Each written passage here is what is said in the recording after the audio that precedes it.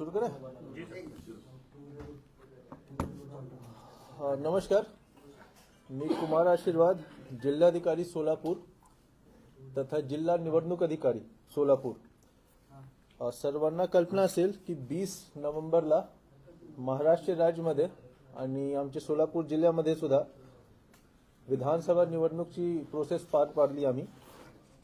23 नोव्हेंबरला काउंटिंग झाला आणि रिझल्ट्स पण त्याच दिवशी डिक्लेअर झाले। त्यानंतर 29 नोव्हेंबरला माडशिरस तालुक्याचे मरकडवाडी गाव, माडशिरस तालुक्याच्या मरकडवाडी गावातून प्रांत आणि तहसीलदारला तिथे जे गावचे लोक होते, जे गावचे नागरिक होते, त्यांनी एक निवेदन दिला की जे रिझल्ट्स आले आहेत त्यावर आम्हाला विश्वास नाही आणि म्हणून आम्हाला चाचणी मतदान करायचे, एक्झिट पोल स्वतः बॅलेट पेपरवर करून बघायचे।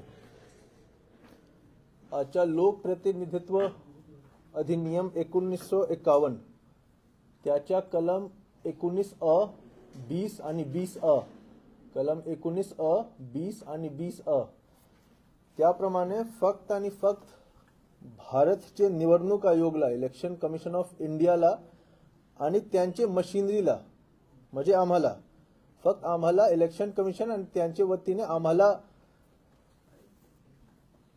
इलेक्शन करण्याची किंवा कुठल्याही निवडणूक करण्याची, लोकसभा आणि विधानसभा निवडणूक करण्याची ज्या प्रोसेस आहे ते फक्त आम्हाला करता येते। बाकी कोणालाही कुठल्याही प्रकारचा अधिकार देण्यात आलेला नाही आहे। कुठल्याही कायद्यामध्ये, कुठल्याही नियमामध्ये दुसरा कोणत्याही माणसाला असा प्रकारचा प्रोसेस करण्यासाठी, निवडणूक स्वतः करण्यासाठी अधिकार कोणालाही प्राप्त नाही आहे। म्हणून त्यांच्या जे निवेदन होता ते प्रांत आणि तहसीलदारनी त्याला अमान्य केला। त्यानंतरही त्या ठिकाणी जे नागरिक होते त्यांनी असा ठरविला की आम्ही स्वतः मतदान करून बघणार। त्यामुळे 2 डिसेंबर पासून 5 डिसेंबरला प्रांत माडशिरसनी त्या ठिकाणी जमावबंदीचा आदेश काढला। CRPC 144 आणि आता भारतीय न्याय संहिता 163 कलमचा उपयोग करून त्यांनी जमावबंदीचा आदेश काढला।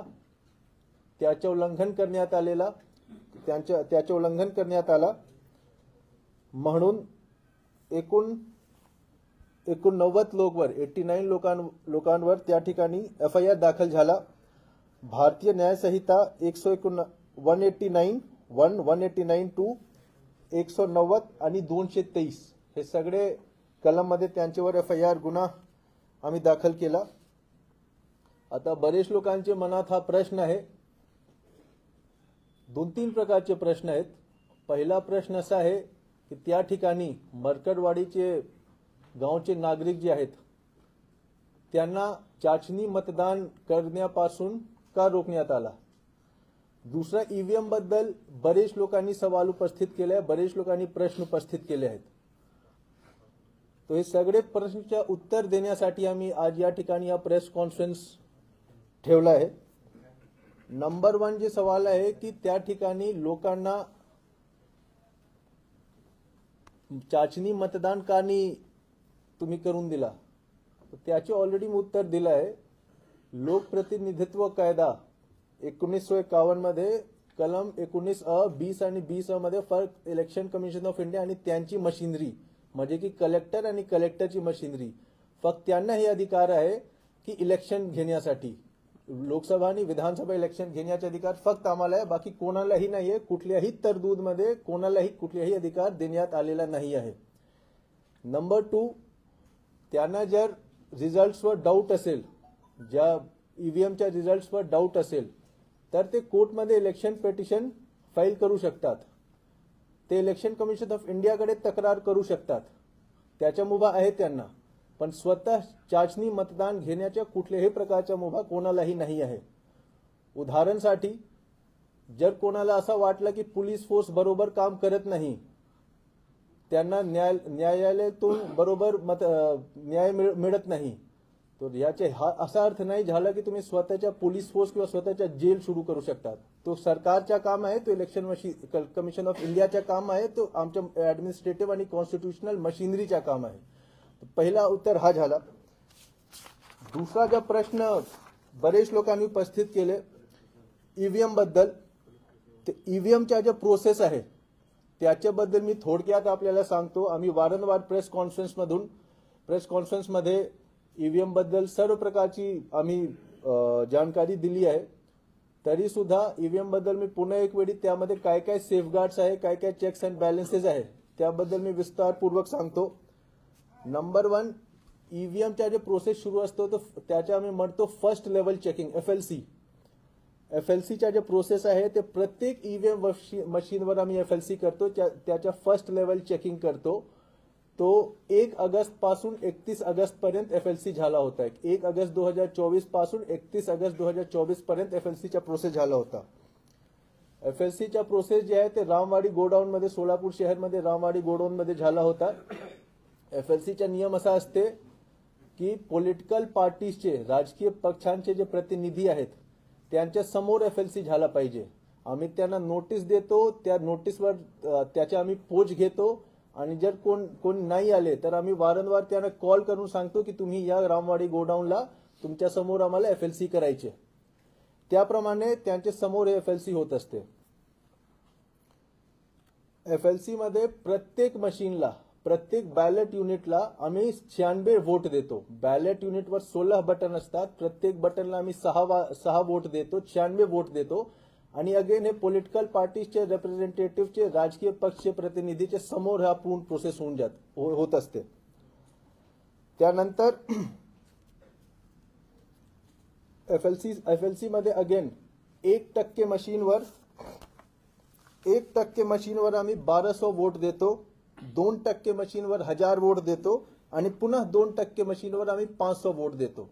आणि या व्यतिरिक्त जे बाकी शिल्लक मशीन आहे त्यावर प्रत्येकवर 96 वोट देतो. आणि सर्व जे प्रोसेस आहे ते राजकीय पक्ष प्रतिनिधीच्या समोर झाला होता रामवाडी गोडाऊन मध्ये. त्यांचे सही आहे, आमच्याकडे त्यांचा व्हिडिओ आहे. त्यानंतर जे प्रोसेस असते हे एफएलसी केल्यानंतर आम्ही परत ते रामवाडी गोडाऊन मध्ये ठेवतो. त्यानंतर 22, 23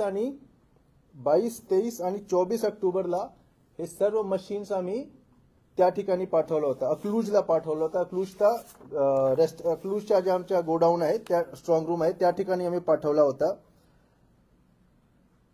जेव्हा रामवाडी गोडाऊन आम्ही काढला होता, रामवाडी गोडाऊन उघडून आम्ही मशीन्स काढला होता, त्या दिवशी सर्व राजकीय पक्ष, जे मोठे मोठे राजकीय पक्ष आहेत त्यांचे जिल्हा प्रतिनिधीच्या समोर आम्ही काढला होता. त्यांचे सही आहे आणि आमच्याकडे व्हिडिओ पण आहे, ते नंतर आम्ही प्रेसच्या सोबत शेअर करू.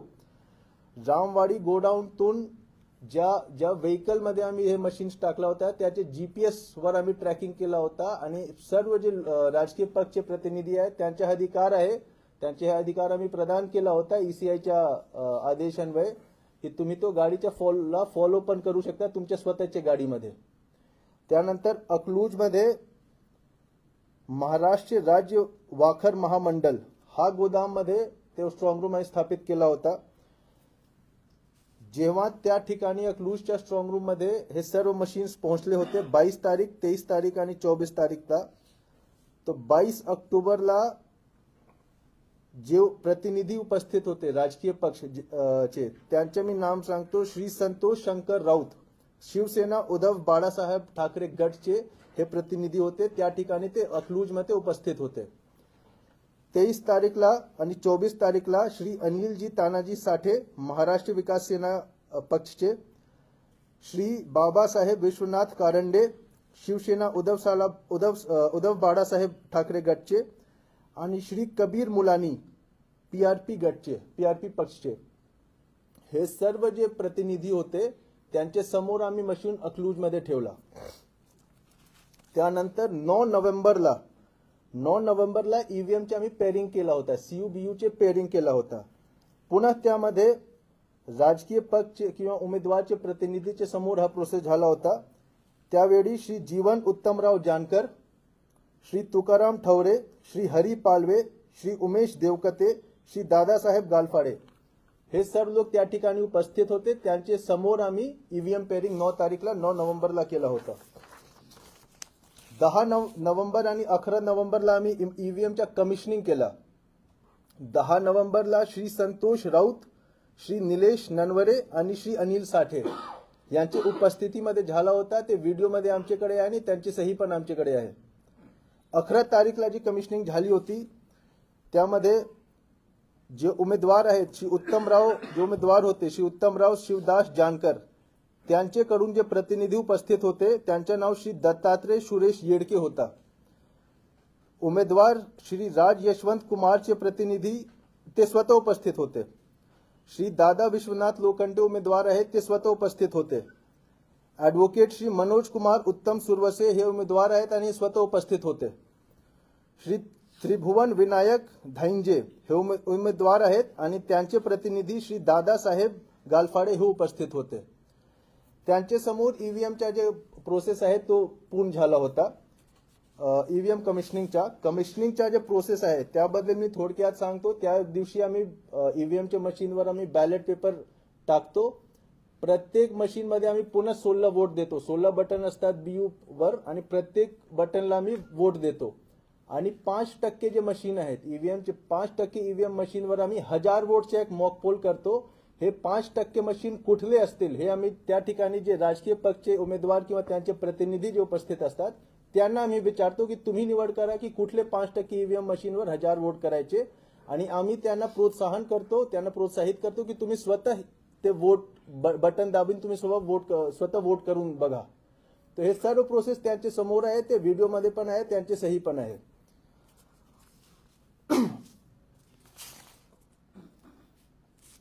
त्यानंतर मतदानच्या दिवशी अगेन आम्ही स्ट्रॉंग रूम उघडतो. 20 नोव्हेंबरला मतदान झाला होता. 19 नोव्हेंबरला आम्ही स्ट्रॉंग रूम उघडतो. त्या दिवशी परत राजकीय पक्षचे प्रतिनिधी त्या ठिकाणी उपस्थित होते आणि त्यांच्या समोरच आम्ही उघडला होता. व्हिडिओ आणि त्यांची सही आमच्याकडे आहे. 20 नोव्हेंबरला पोलिंग झाला होता. मार्कडवाडी गावामध्ये 3 मतदान केंद्र आहे. मतदान केंद्र नंबर 96, 97 आणि 98. त्यामध्ये 96 मतदान केंद्र क्रमांक 96 मध्ये 4 पोलिंग एजंट उपस्थित होते. पोलिंग एजंट कोण असतात?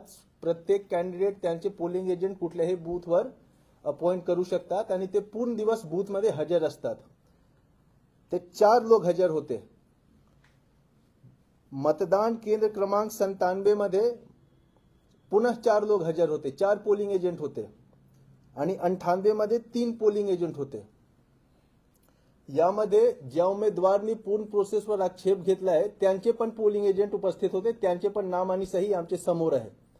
आता ऍक्च्युअल पोल सुरू करण्यापूर्वी नियम असा आहे की आम्हाला मॉक पोल करायची असते. प्रिसाइडिंग ऑफिसर जे आहे ते मशीनवर 50 वोटच्या मॉक पोल करतात आणि ते पोलिंग एजंटचे समोरच करावे लागते. आणि त्या दिवशी एवढे हे 4 आणि 3 लोक 96, 97 आणि 98 मध्ये उपस्थित होते. त्यांच्या समोर मॉक पोल झाला. मॉक पोलचा रिझल्ट आम्ही त्यांना दाखवतो की ज्या कॅन्डिडेटला जेवढे मतदान केलंय तेवढे मत ईव्हीएम मध्ये आला किंवा नाही. आणि त्यानंतर मॉक पोल सर्टिफिकेट बरोबरपणे योग्य पद्धतीने कंडक्ट झाला आहे आणि कुठलीही चूक नाही आहे त्याचे आम्ही मॉक पोल सर्टिफिकेट घेतो. आणि ते सर्टिफिकेटवर हे सर्व पोलिंग एजंटचे जे उमेदवारचे प्रतिनिधी आहेत त्यांच्या सही पण आहे, तो पण आमच्याकडे आहे. तर त्यांच्या समोर मॉक पोल झाला आहे आणि त्यानंतर ऍक्च्युअल पोल सुरू झाला आहे. मॉक पोल मध्ये त्यांनी सही करून दिला आहे की कुठल्याही प्रकारच्या रिझल्ट्समध्ये तफावत नाही आहे. ज्या कॅन्डिडेटला जेवढे वोट दिला तेवढे रिझल्टची बटन दाबून तेवढे रिझल्ट ईव्हीएम मध्ये डिस्प्ले झाला. त्यानंतर 23 तारीखला पुन्हा सीलिंग करताना मॉक पोल जेव्हा आम्ही स्ट्रॉंग रूम मध्ये सील करतो सर्व राजकीय पक्षचे लोकप्रतिनिधी होते, राजकीय पक्षचे प्रतिनिधी होते आणि त्यांचे सही आणि व्हिडिओ आमच्याकडे आहे. 23 तारीखला काउंटिंग झाला. मी एक वेळी सांगून देतो. 20 नोव्हेंबरला जेव्हा सील करण्यात आले तर स्ट्रॉंग रूम जेव्हा सील बंद करण्यात आलेला होता त्या दिवशी श्री महादेव विजय कवडे आणि श्री निलेश सूर्यकांत ननवरे हे उमेदवार किंवा त्यांचे प्रतिनिधी आहेत आणि ते लोक त्या ठिकाणी उपस्थित होते. व्हिडिओमध्ये आहे आणि त्यांची सही पण आमच्याकडे आहे. 23 नोव्हेंबरला आम्ही काउंटिंगसाठी स्ट्रॉंग रूम पुन्हा उघडला आणि त्या दिवशी उमेदवार श्री उत्तमराव शिवदास जानकरचे प्रतिनिधी श्री अर्जुन सिंग मदन सिंग मोहिते पाटील उपस्थित होते. उमेदवार श्री कुमार आनंदा लोंढेचे प्रतिनिधी श्री संजय दिनकर मगर उपस्थित होते आणि उमेदवार श्री राम विठ्ठल सातपुतेचे प्रतिनिधी श्री केशवराज कल्याणराव पाटील उपस्थित होते. त्यांचे समोर आम्ही स्ट्रॉंग रूम उघडला होता. काउंटिंग सुरू असताना काउंटिंग एजंट्स, प्रत्येक कॅन्डिडेटला अधिकार आहे ते प्रत्येक बूथवर काउंटिंग एजंट अपॉइंट करू शकतात. बूथ क्रमांक 96 मार्करवाडी, त्यामध्ये मतमोजणी प्रतिनिधीचे नाव श्री विराज प्रकाश निंबाडकर, श्री आकाश भीमराव सावंत, श्री शंभूराजे केशवराव पाटील, श्री धनंजय तुकाराम साठे, श्री काशीलिंग नेताजी ठवरे, श्री सौरभ लालासाहेब वाघमारे, हे सर्व जे काउंटिंग एजंट होते, मतमोजणी प्रतिनिधी होते, हे बूथ क्रमांक 96 मार्करवाडीसाठी हे काउंटिंग एजंट होते आणि त्या दिवशी ते उपस्थित होते. बूथ नंबर 97 वर श्री रिसवाडकर अमर सदानंद, श्री शेडके दत्तात्रय विठोबा आणि बूथ नंबर 98 वर श्री BD सालगुडे पाटील, श्री रामकृष्ण बाडासो कदम, श्री बाडासो पराडे, हे मतमोजणी प्रतिनिधी त्या ठिकाणी उपस्थित होते. नियमप्रमाणे जेव्हा एक टेबलवर आम्ही त्या बूथचे मशीन आणतो, काउंटिंग एजंटकडे 17C फॉर्मच्या झेरॉक्स असतात, त्यामध्ये ते मॅच करू शकतात की ईव्हीएम वर जे टोटल दाखवत आहे, किती वोट पडला आहे, ते 17C वर तेवढेच वोट आहेत किंवा नाही. हे तिघही बूथवर 96, 97 आणि 98 बूथ क्रमांकवर मार्करवाडीमध्ये तो मॅच झाला होता. 17C मध्ये जेवढे टोटल वोट्स नमूद होते तेवढेच ईव्हीएम मध्ये दाखविण्यात आला आणि कुठल्याही राऊंडमध्ये कुठल्याही काउंटिंग एजंटने कुठल्याही प्रकारचा आक्षेप घेतला नाही. आरओकडे एकही ऍप्लिकेशन नाही आहे. कुठल्याही आक्षेप पूर्ण प्रोसेसमध्ये 23 तारीखमध्ये संध्याकाळीपर्यंत जेव्हापर्यंत काउंटिंग संपला नाही, एकही काउंटिंग एजंटने कुठल्याही प्रकारचा आक्षेप घेतला नाही. त्यानंतर अगेन हे सगळे जे सील आहेत ते राजकीय पक्षाचे प्रतिनिधीचे समोर मशीन अगेन सीलबंद करण्यात आलेला होता. आता हे पूर्ण प्रोसेसमध्ये FLC फर्स्ट लेवल चेकिंग जे ऑगस्ट महिन्यामध्ये झाला आणि 23 तारीखच्या संध्याकाळीपर्यंत जेव्हा काउंटिंगचा रिझल्ट डिक्लेअर झाला, प्रत्येक टप्प्यामध्ये जे राजकीय पक्ष किंवा उमेदवारचे प्रतिनिधी आहेत त्यांना अभी सहभागी करून घेतलं आहे. त्यांच्या समोर पूर्ण प्रोसेस झाला आहे. मॉक पोल जे आहे ते 6 ते 7 वाजता मी मॉक पोल ठेवतो. मॉक पोलमध्ये तिघं बूथमध्ये 96, 97, 98 मार्करवाडीचे बूथमध्ये आम्ही त्यांचे प्रतिनिधीचे समोर, पोलिंग एजंटचे समोर मॉक पोल करून घेतला आहे. त्यानंतर ऍक्च्युअल पोल सुरू झाला आहे. मॉक पोलमध्ये कुठल्याही प्रकारच्या गडबडच्या कुठल्याही त्यांनी हे नाही दिला. मॉक पोल सर्टिफिकेटवर त्यांची सही आहे. त्यानंतर प्रश्न असा आहे की ऍक्च्युअल पोलमध्ये गडबड करण्याचे आक्षेप ते कसा घेऊ शकतात. तो ईव्हीएमचा हा एक भाग झाला ज्यामध्ये आम्ही सर्व सांगितलं की जे एक प्रोसेसमध्ये राजकीय पक्ष किंवा उमेदवाराचे प्रतिनिधीला सहभागी करून त्यांचे समोर आम्ही सर्व प्रोसेस करतो. नंबर 1. नंबर 2, ईव्हीएमच्या जे टेक्निकल ऍस्पेक्ट आहे त्याबद्दल मी थोडं सांगतो. बरेच लोकांचे असं म्हणणं आहे की ईव्हीएम मध्ये टॅम्परिंग आहे आणि असं आहे तसं आहे. आता 2 प्रकारच्या गोष्टी असतात. एक मॅलफंक्शन ईव्हीएम झाला, मॅलफंक्शनिंग झालं त्यामध्ये, आणि एक टॅम्परिंग आहे. मॅलफंक्शनिंग म्हणजे काय झाला की जेव्हा आम्ही तो मशीनला तयार करतो कुठल्या प्रकारच्या आम्हाला चूक दिसली, ऑन नाही झाला, रिझल्ट डिस्प्ले नाही झाला, बॅटरी कमी दाखवला, अशा प्रकारची चूक दिसते.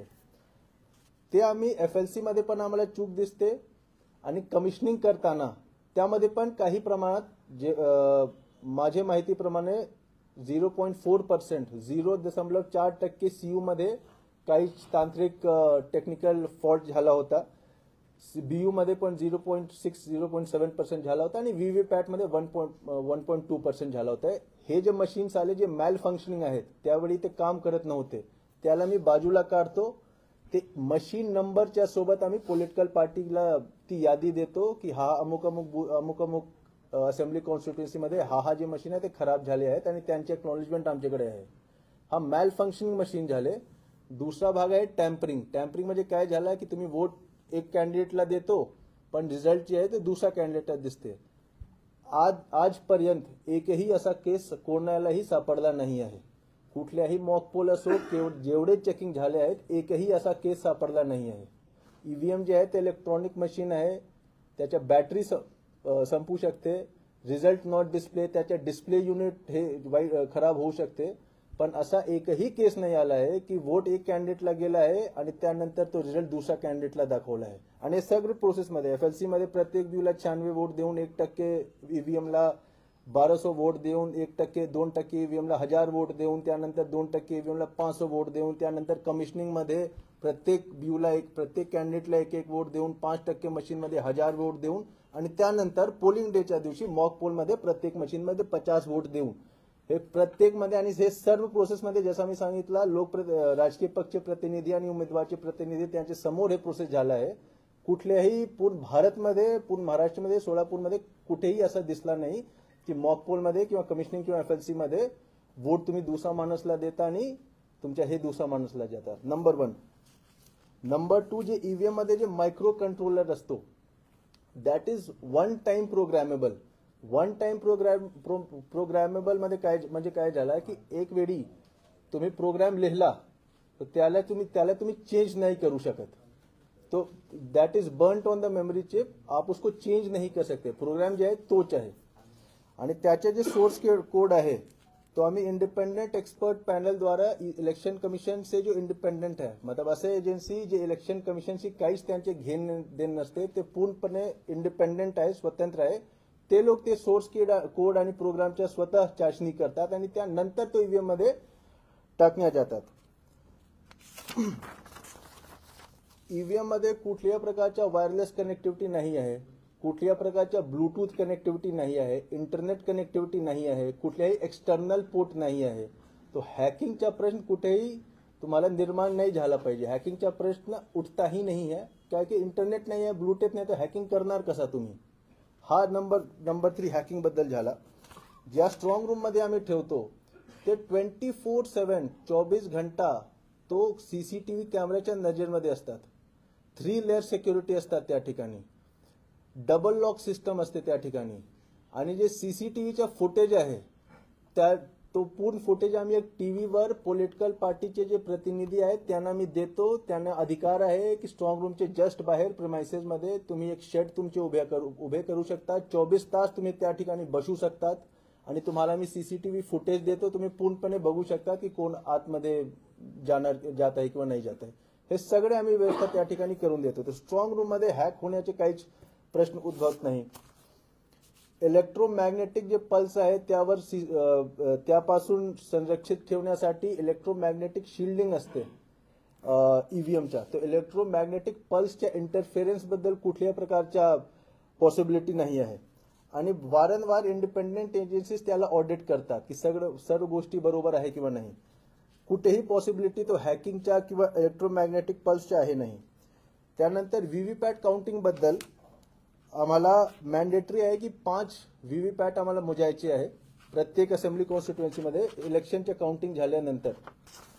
आता यामध्ये एक रूल 56D आहे. 56D त्यामध्ये कॅन्डिडेट सांगू शकतात की आम्हाला हा ज्या मशीन आहे, हा ज्या बूथ आहे त्याच्या व्हीव्हीपॅटच्या मोजणी करून दाखवा.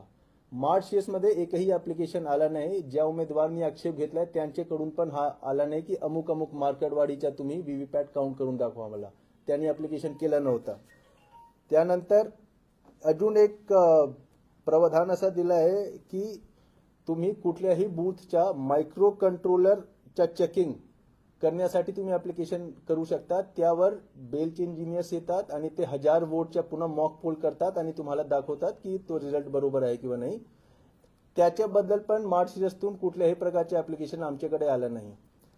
आता हे सगळे ईव्हीएम बद्दल मी टेक्निकल ऍस्पेक्ट सांगितला. त्यामध्ये पॉलिटिकल पार्टीच्या किती जास्त इन्व्हॉल्वमेंट आम्ही करून ठेवतो, त्यांच्या समोर सगळ्या गोष्टी पारदर्शक प्रमाणे करण्यासाठी आम्ही त्यांना सहभागी करून घेतो.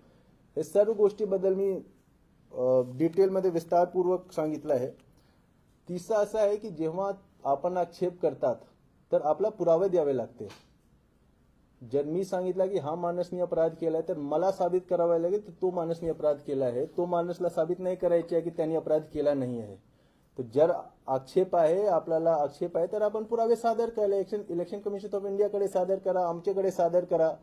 किंवा हायकोर्टमध्ये सादर करा, कुठल्याही प्रकारच्या पुरावे मी म्हणतो तो आतापर्यंत त्यांनी सादर केला नाही आहे. जेवढे वोट अपेक्षित आहेत तेवढे वोट मिळाला नाही, हे कुठल्या प्रकारचे एव्हिडन्स नसतो आहे. तो हा एक गोष्टी असा लक्षात ठेवला पाहिजे. चौथा असा आहे की त्या ठिकाणी मी चाचणी जे मॉक पोल जे थांबवून दिला मरकटवाडीमध्ये, त्याच्या क्रेडिबिलिटी काय आहे. आम्ही जे चेक्स अँड बॅलन्सेस ठेवतो ईव्हीएम मध्ये, त्यामध्ये मी विस्तारपूर्वक सांगितलं की आम्ही किती एक पॉइंटवर आम्ही काय काय चेक्स अँड बॅलन्सेस काय काय सेफगार्ड्स ठेवतो. आपण जे चाचणी जे एक्झिट पोल करत आहात, चाचणी मतदान करत आहात, त्याचे काय क्रेडिबिलिटी आहे, आपण काय काय सेफगार्ड ठेवता आणि कुठला काय गॅरंटी आहे की मी ज्याला ऍक्च्युअल पोलमध्ये ज्याला वोट केला त्याला तो माणसला आम्ही हे मॉक पोल जे तुम्ही कंडक्ट करणार होता त्यामध्ये तुम्ही तोच माणसला वोट करणार आहे प्रत्येक माणूस, ह्याचे कुठल्याही प्रकारची गॅरंटी नाही आहे. आणि पुन्हा मी सांगतो की इलेक्शन कंडक्ट करण्याचे जे अधिकार आहे तो इलेक्शन कमिशन ऑफ इंडियाच्या शिवाय आणि त्यांची मशिनरी म्हणजे आम्ही त्यांच्याशिवाय कोणालाही नाही आहे. दैट इसलिए हमने इतना सीरियस कदम वहां पे उठाया था. त्या ठिकाणी आम्ही 89 लोकांवर FIR केला. आणि सोलापूरचे सर्व नागरिकांना माझे आव्हान आहे की ईव्हीएम बद्दल आपण एक वेळी डिटेलमध्ये ईव्हीएमच्या इलेक्शन कमिशन ऑफ इंडियाचे वेबसाईटवर त्यांनी एक प्रश्नाचे उत्तर दिलं आहे, ते एक वेळी वाचून घ्यावे. डाऊट असेल तर आम्हाला विचारावे. पण अशा प्रकारचे ईव्हीएमवर एक नो कॉन्फिडन्स तयार करून जर आम्ही काम केला तर हे खरंच आमच्या लोकशाहीसाठी एक खूप धोकादायक बाब आहे. आणि अगेन ECI.gov.in वर आपण FAQ सेक्शन मध्ये आपण कृपया इकडे पाहावे, फ्रिक्वेंटली आस्क्ड क्वेश्चन, त्यामध्ये प्रत्येक गोष्टीच्या त्यांनी खूप डिटेलमध्ये ECIने उत्तर दिलं आहे. ते सगळे पाहून आपल्याला पण लक्षात येईल की हा ज्या होत होता मार्केटवाडीमध्ये आणि ज्या प्रकारचे हे तयार करण्यात आलेलं आहे ते अगदी चुकीचे आहे. आणि म्हणूनच आम्ही हे सगळे कदम त्या ठिकाणी आम्ही घेतला होता. धन्यवाद. रूल 56 जी सांगितलं आपण, हो. व्हीव्हीपॅट मोजायचं, हे किती दिवसात त्यांनी ऍप्लिकेशन आपल्याला द्यायला हवं?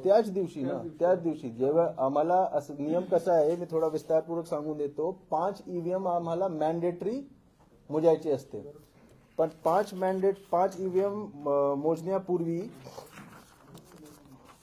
ज्या व्हीव्हीपॅट वर रिझल्ट डिस्प्ले नाही झाला आहे, मतलब आम्ही रिझल्टच्या बटन दाबला आणि काहीच डिस्प्ले नाही झाला, त्याचे व्हीव्हीपॅट आम्हाला मोजावे लागते, हा ना.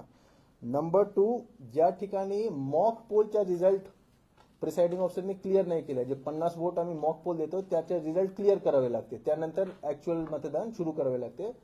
एक ठिकाणी प्रिसाइडिंग ऑफिसरने तो मॉक पोलचा रिझल्ट क्लिअर नाही केला होता, त्याच्या मला मोजावे लागते. पण तोच कंडिशन मध्ये मोजावे लागते की जर जे विनिंग मार्जिन आहे तो वोट्स इन ईव्हीएम पेक्षा कमी आहे तेव्हाच आम्ही मोजतो, नाही तर आम्ही तो मशीनला बाजूला ठेवतो. असा समजा की विनिंग मार्जिन 30,000 आहे आणि त्या मशीनमध्ये 800 वोट आहे, तर त्याच्या मोजण्यात कुठल्या प्रकारचा अर्थ नाही आहे, रिझल्ट चेंज होणार नाही. आणि थर्ड जे आहे तो आम्ही रूल 56D मध्ये जर कॅन्डिडेटने ऍप्लिकेशन केला की हा बूथचा व्हीव्हीपॅट मला मोजून पाहिजे, तर ते ऍप्लिकेशन करू शकतात. मार्च मध्ये कुठल्या प्रकारचा असा ऍप्लिकेशन आला नाही. आणि त्यानंतर हे सगळे केसेस संपल्यानंतर आम्ही 5 व्हीव्हीपॅट मशीनच्या RO चिठ्ठी काढतात, हा ना, त्यांच्या समोरच, आणि चिठ्ठी काढून ज्याच्याला जे बूथ क्रमांक आला त्याच्या बूथच्या व्हीव्हीपॅट मोजणी करतो. उमेदवारांना फेर मतमोजणीची मागणी करण्याचा अधिकार आहे उमेदवारांना. ती प्रक्रिया कशी आहे? काही लोकांनी त्यावर पण करेक्ट कसं आहे की जसं तुम्ही सांगितलं, तुम्ही अगदी बरोबर सांगितलं की त्यांना फेर मतमोजणी मागण्याचा अधिकार आहे, करून घेण्याचा अधिकार नाही आहे. ते पूर्णपणे निवडणूक निर्णय अधिकारीचा अधिकार आहे.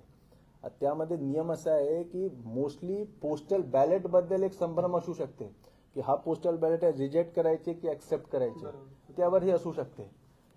पण ईव्हीएमचा जे रिझल्ट आहे, तुम्ही असा नाही सांगू शकता की मला अपेक्षा होती की मार्केटवाडीमध्ये मला एवढा वोट मिळाला पाहिजे आणि तेवढे वोट मिळाले नाही. काहीच पुरावे तुम्हाला सादर करावे लागले नाही. तर प्रत्येक उमेदवाराला हेच वाटते ना की मी जिंकणारच, त्याप्रमाणे तर फक्त फेर मतमोजणी करून घेऊ.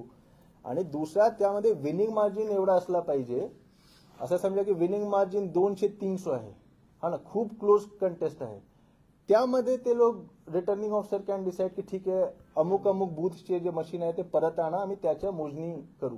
आणि तिसरा त्यामध्ये असं आहे की मतमोजणी करताना तुमची काउंटिंग एजंटनी आक्षेप घेतला होता काय? तुमचे काउंटिंग एजंटनी आक्षेप घेतला नाही. तुमचे मतमोजणी प्रतिनिधी जे आहेत त्यांनी पूर्ण दिवस आक्षेप घेतला नाही. शेवटची तुम्ही सांगता की नाही पूर्ण मतमोजणी मला परत करून द्या. तसं नाही चालणार. तुमच्याकडे पुराव्यासोबत कारण असला पाहिजे. कारण नसेल तर आम्ही कसा मतमोजणी फेर मतमोजणीची प्रक्रिया आपल्याला विचारायची. फेर मतमोजणीची तोच आहे ना ऍप्लिकेशन ते करू शकतात. आणि आरओ हे काही निकष त्यांनी दिला आहे की मतलब विनिंग मार्जिन किती आहे, खूप कमी आहे काय. आणि जेवढा विनिंग मार्जिन आहे असं समजा 2 प्रकारचे फेर मतमोजणी असतात, एक पार्शियल आणि एक टोटल. पार्शियल म्हणजे मला अमुक बूथचे मशीनच्या परत तुम्ही मशीन आणा, आम्ही त्यावर आम्ही परत बघू त्याचे रिझल्ट. आणि दुसरं आहे की तुम्ही पूर्ण असेंब्ली कॉन्स्टिट्युएन्सीच्या फेर मतमोजणी करा. तर पूर्ण असेंब्ली कॉन्स्टिट्युएन्सीच्या फेर मतमोजणी जर तुम्हाला करायचे तर त्याचे तुमच्याकडे सबळ एकदम पुरावे असले पाहिजे, नंबर 1. आणि जर तुम्ही सांगितलं की हे 3 बूथचे मला फेर मतमोजणी करायचे, ते मी उदाहरणासाठी सांगतो की ते जे 3 बूथ आहेत त्यावर टोटल मत 3000 पडले आहे आणि विनिंग मार्जिन 30,000 आहे. मग ते नाही करू देणार ना तुम्हाला. आरो निर्णय घेणार की आम्ही नाही हे करून देणार तुम्हाला. विनिंग मार्जिन 300 आहे आणि ज्या बूथच्या मशीनवर तुम्हाला डाऊट आहे त्यामध्ये 800 वोट आहे, मग ते फेर मतमोजणीचा अधिकार आहे, हा ना. आणि ज्या उमेदवारांनी आक्षेप घेतला आहे ते जिंकले पण आहे माळशिरसमध्ये, हा ना. तो आक्षेप घेण्याचे काय हे आहे. उत्तरचे जे पराभूत उमेदवार आहेत त्यांनी पैसेही भरले मतमोजणी. हा तो फेर नाही तो मी सांगतो. महेश कोटे साहेबनी 2 बूथचे फेर मतमोजणीच्या त्यांनी काय एक मायक्रो कंट्रोलर जे मी सांगितलं ना, मायक्रो कंट्रोलर चिप चेकिंगच्या तुम्ही जर 40,000 रुपये भरला तर ते इंजिनियर्स येतील, हा ना. 45 दिवस नंतर इलेक्शन पिटिशनच्या पिरियड संपल्यानंतर ते इंजिनियर्स येतील, ते तुम्हाला चिप दाखवतील आणि त्या मशीनवर 1000 वोट करून तुम्हाला दाखवतील मॉक पोल. आणि तुम्ही ते बघू शकतात की तो बराबर मॅच होत आहे किंवा नाही. ते तुम्हाला अप्लाय करावे लागते. तो पण ऍप्लिकेशन आतापर्यंत मार्चमध्ये आलं नाही. 7 दिवसाच्या हा 7 दिवसात आत करू लागते. ते 7 दिवसाचे पिरियड संपला. तो ते जर त्यांनी सांगितलं असतं की हे 3 जे हे आहेत तुमचे हे जे 3 बूथ आहे 96, 97, 98 मार्करवाडी, मी 40,000 रुपये प्रति बूथ भरतो, 1,20,000 आणि मला तुम्ही करून दाखवा मॉक पोल, तर आम्ही करून दिलं असतं ना. त्याप्रमाणे उत्तर सोलापूरमध्ये उमेदवार महेश कोटे साहेबनी 2 बूथसाठी केलं आहे ना. ते 45 दिवस संपल्यानंतर आम्ही इंजिनियरला बोलविणार आणि त्यांच्या समोर तो होणार ना प्रोसेस. असं म्हणणं होतं की अगोदर जे मतदान झालेले ते बघता येईल का? अगोदर मध्ये कुठले 20 नोव्हेंबरला जे आपलं ऑक्टोबरला जे मतदान झालं ह्याला नोव्हेंबरला ते बघायचं म्हणतात ते. पण ते आपली प्रक्रिया अशी आहे की परत एकदा पूर्वी क्लिअर करू. नाही आम्ही पूर्ण क्लिअर करतो आणि त्यानंतर मॉक पोल करून दाखवतो ना तुम्हाला. अच्छा, दुसरा एक गोष्टी आठवून आला मला. जसा मी सांगितलं ना, हा जो मायक्रो कंट्रोलर आहे आणि चिप आहे ते 1 टाइम प्रोग्रामेबल आहे. 1 टाइम प्रोग्रामेबल मध्ये काय झाला की तुम्ही एकाच वेळी त्याला प्रोग्राम करू शकता. असा समजा, उदाहरणासाठी मी सांगतोय, चुकीचे रिपोर्टिंग नंतर करू नका. असा समजा उदाहरणासाठी की तो असा प्रोग्राम झालाय की तुम्ही एक उमेदवारला दिया पण सगळे वोट दुसऱ्या उमेदवारला जाणार. तर जे FLC मध्ये मॉक पोल झाला आहे, जे कमिशनिंग मध्ये मॉक पोल झाला आहे, जे त्या दिवशी पोलिंग डेच्या दिवशी 50 वोट जे आम्ही देतो मॉक पोल मध्ये, तर प्रत्येक वेळी तसंच आलं पाहिजे ना, कारण हे 1 टाइम प्रोग्रामेबल आहे.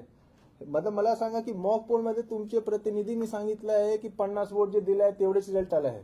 त्यानंतर कुठल्या प्रकारचा जादू घडला की त्यानंतर हे हॅक होऊन गेला? प्रिसाइडिंग ऑफिसरने त्या समोरच बसून त्यांच्या मनातून हॅक करून दिला काय प्रोग्राम ईव्हीएम? जर हॅक आहे तर अगोदर पण चुकीचे रिझल्ट दाखवला पाहिजे ना. हा खूप महत्वाचा एक बाब आहे, लोकांना हे माहिती असली पाहिजे. रहने के बावजूद भी प्रशासकीय व्यवस्था पर जो लोगों का विश्वास कम हो रहा है, इसकी वजह क्या है? नाही, मला नाही वाटते की विश्वास कमी होत आहे. जर विश्वास कमी झाला असता तर बांगलादेश सारखा इथे परिस्थिती झाली असती. ऐका ना थोडं एक सेकंड मला त्यांचे उत्तर देऊन द्या. जर प्रशासकीय यंत्रणावर विश्वास कमी झाली असती ना, तर बांगलादेशमध्ये जे घडलं आहे की लोकांना विश्वास नाही राहिला होता की जे निवडणूकमध्ये जे पूर्ण निवडणूक प्रक्रिया आहे त्यावर आम्हाला विश्वास नाही, त्यानंतर विद्रोह झाला होता. तसा प्रकारचे कुठेही नाही आहे. प्रशासकीय यंत्रणावर त्यांना विश्वास आहे.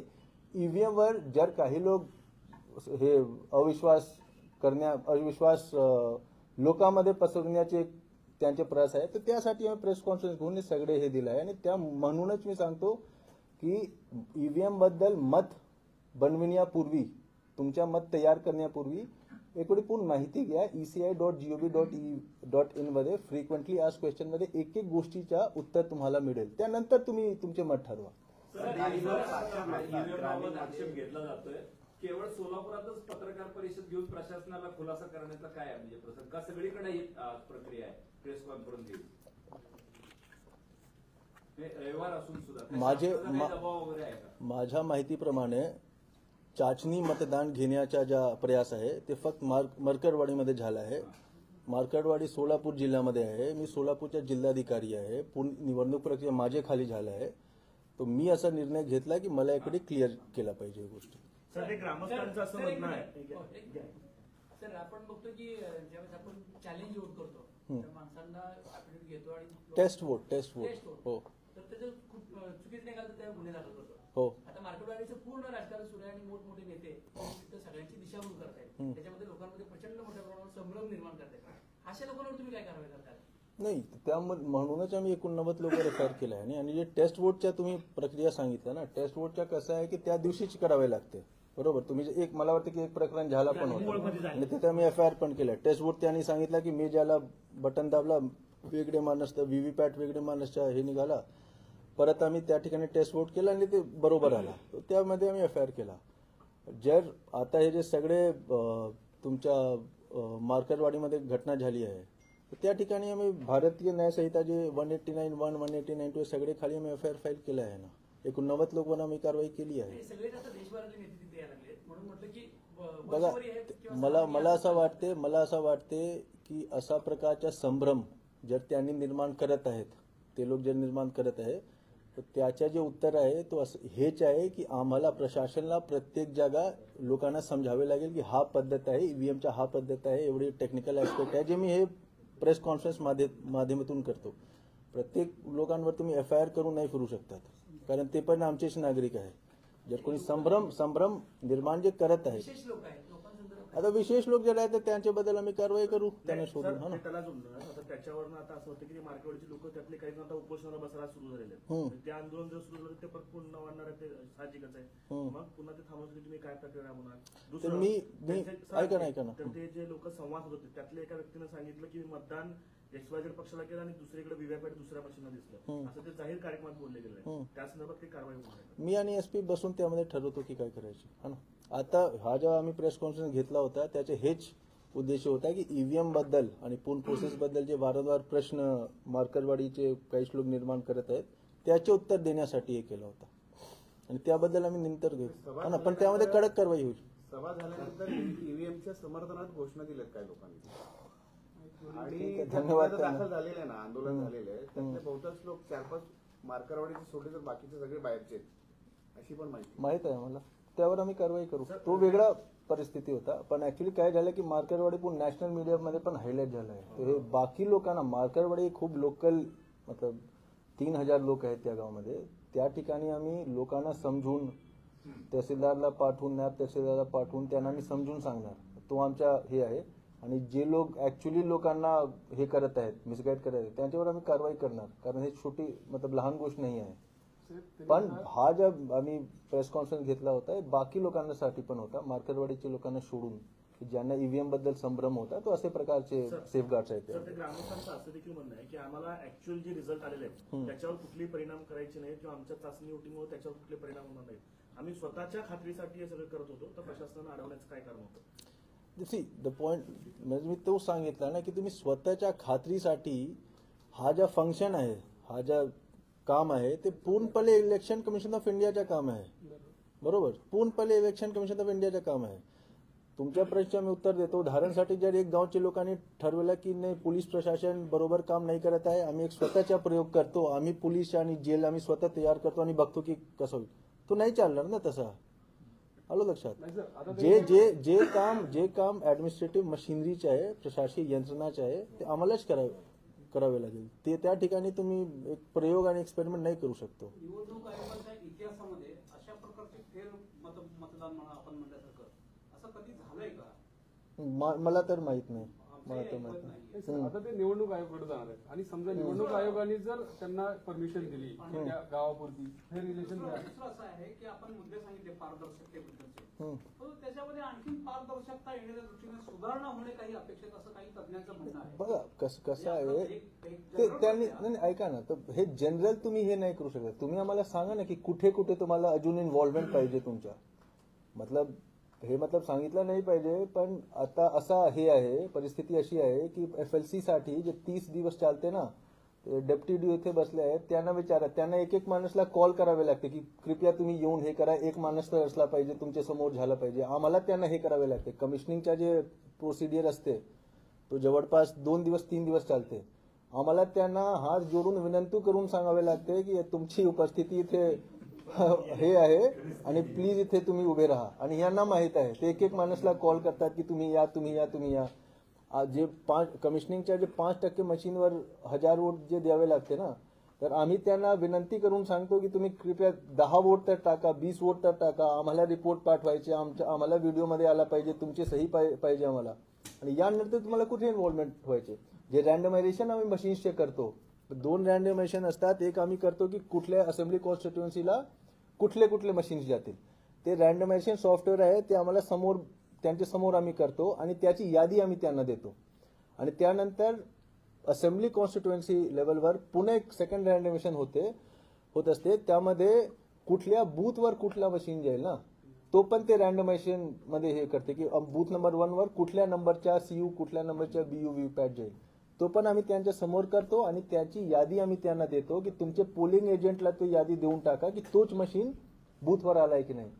तो मतलब अच्छा, स्ट्रॉंग रूम मध्ये जे आम्ही मशीन ठेवतो 3 लेअर सिक्युरिटी आहे. आतमध्ये सेंट्रल आर्म पोलीस फोर्सेस, त्यानंतर SRPF, त्यानंतर स्टेट पोलीस. CCTV मला वाटते की रामवाडी गोडाऊन, कारण लोकसभाच्या मला आठवण आहे, रामवाडी गोडाऊनवर 60 किंवा 62 कॅमेरे आम्ही फिट केला होता. आणि CCTV फुटेज आम्ही तुम्हाला समोर देतो की तुम्ही रामवाडी गोडाऊनच्या परिसरमध्ये तुमचे शेड उभा करा आणि तिथे बघत राहा. तर हे विचारला पाहिजे की 24 तास तुम्ही तिथे हे राहू शकतात. तर हे विचारला पाहिजे की किती लोक त्या ठिकाणी उपस्थित होते. 24 तास किती लोक त्या ठिकाणी, किती पार्टीचे किती लोक उपस्थित होते. अफवा या संज्ञेमध्ये मोडतो. मग अफवा पसरवल्याबद्दल तर नेते मंडळींविरुद्ध सुद्धा गुन्हा दाखल करण्याचं धाडस का दाखवलं जात नाही प्रशासनाला? एक दिवस आधी आता झालंय ना. आता पुन्हा एक प्रश्न सांगा ना तुमच्या. सर, हे जे सगळं आहे आपलं म्हणणं की निर्देशानुसार किंवा जे नियमावलीनुसार पारदर्शकपणे चालतं आणि मग तरी सुद्धा ह्या शासनावरती आक्षेप यावा किंवा सगळ्या सिस्टम असा अपप्रचार केला जातो. म्हणजे हे अफवा पसरवल्याच्या संज्ञेमध्ये आहे. मग आज जर उघडपणे येऊन जर ते लोक असं आव्हानात्मक बोलत असतील प्रशासनाला, तर आजच्या लोकांविरुद्ध सुद्धा गुन्हे दाखल होणार आहेत की नाही? आज जे लोक बोलले आहेत, नंबर 1 जे उमेदवारांनी आक्षेप घेतला होता सगळीकडे, त्यांच्यावर आम्ही त्या दिवशी गुन्हा दाखल केला आहे. 89 लोकांवर गुन्हा दाखल केला आहे.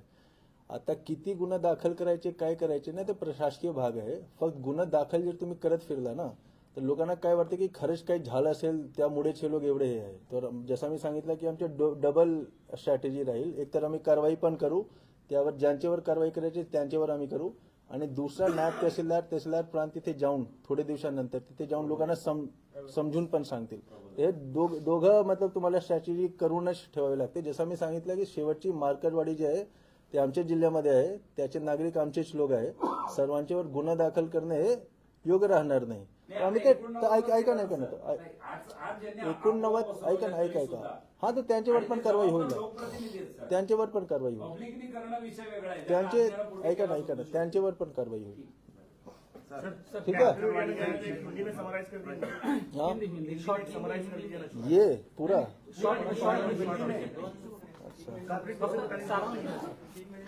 आता मतलब मराठी बोलून माझ्या हिंदी फार हे झालं. छोटा बोले था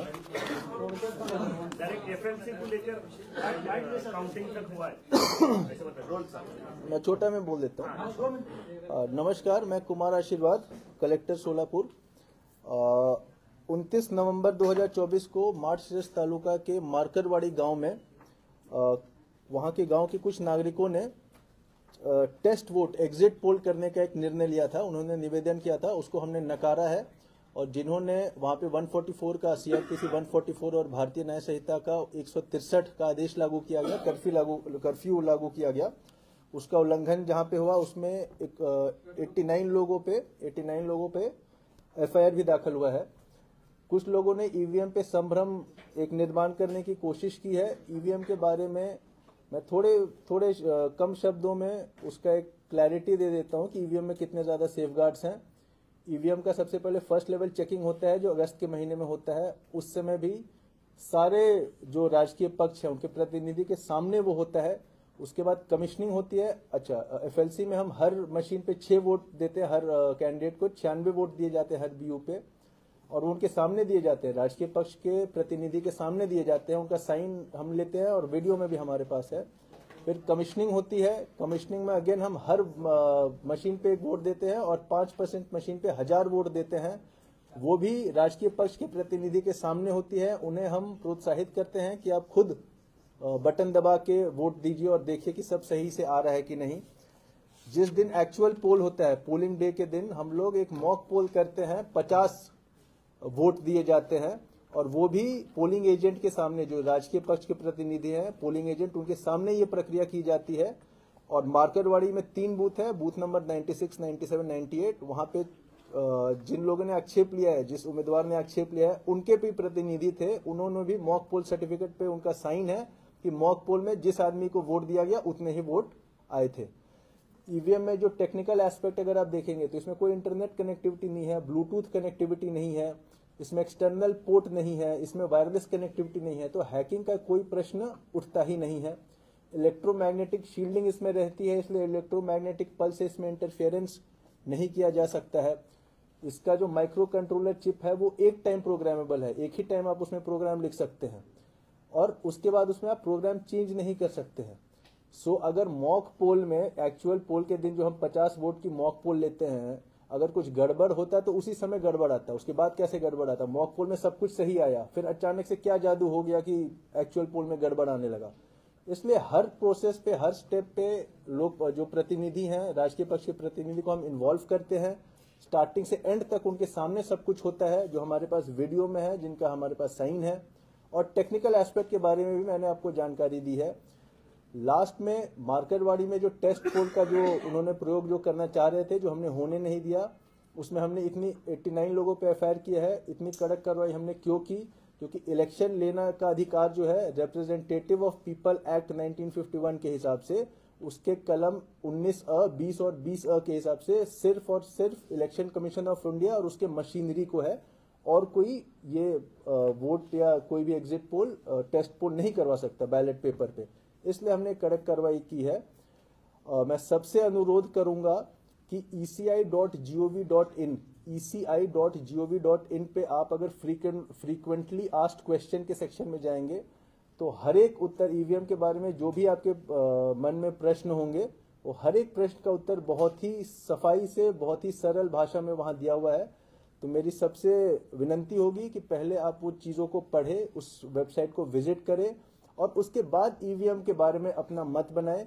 किसी भी गलत अफवाह का शिकार ना हो। जो भी इलेक्शन का प्रोसेस हुआ है बहुत ही क्लीनली हुआ है, किसी ने कभी कोई आक्षेप नहीं लिया है और बहुत क्लीनली हुआ है। मार्करवाड़ी का एक बहुत जो काफी लोग हैं वो उस अग्री करते हैं कि कोई गड़बड़ नहीं हुआ है, जिसको हमने वोट दी उसी का आया है। तो इस प्रकार का कोई भी अगर संभ्रम करने का कोशिश करता है तो उस पर हम कार्रवाई भी करेंगे।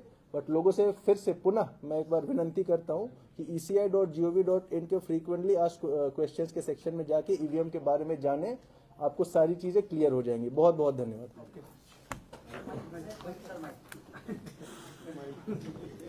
इसको आप लोग थोड़ा ये करिए, है ना, बहुत ही